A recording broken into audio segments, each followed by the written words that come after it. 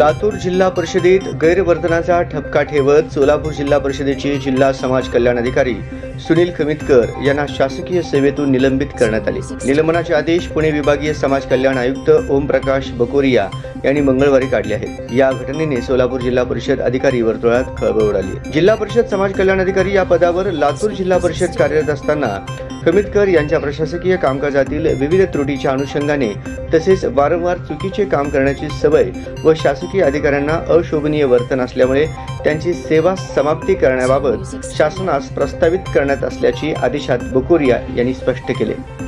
लातूर जिल्हा परिषदेचे मुख्य कार्यकारी अधिकारी यांनी प्रस्तावित केल्यानुसार खमितकर हे वरिष्ठांच्या आदेशाचे पालन करत नाहीत। आढावा बैठकीस वारंवार विनापरवानगी अनुपस्थित राहणे, सन्माननीय सदस्यांच्या प्रश्नाचे गांभीर्य लक्षात न घेणे तसेच त्यांचे काम असमाधानकारक असणे याबाबत मसुदा शासनास सादर करण्यात आला होता।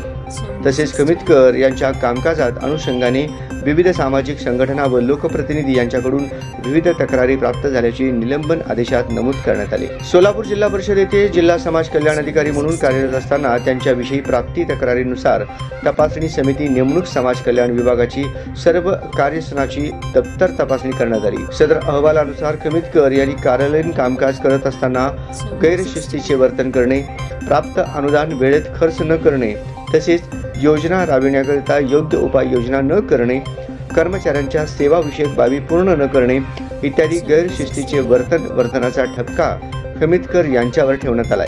त्यांचे निलंबन करून त्यांच्या विरुद्ध विभागीय चौकशी प्रस्तावित करण्याबाबत शिफारस करण्यात आली आहे। निलंबन कालावधीत खमितकर यांना प्रादेशिक उपायुक्त समाज कल्याण विभाग पुणे येथे मुख्यालय देण्यात आले आहे। जिल्हा समाज कल्याण अधिकारी सुनील खमितकर यांच्या विरोधात सीईओ मनीषा आवाळे यांच्याकडे विविध तक्रारी प्राप्त झाल्या आहेत। तक्रारीच्या अनुषंगाने सुनील खमितकर यांच्या विरोधात चौकशीचा प्रस्ताव आहे।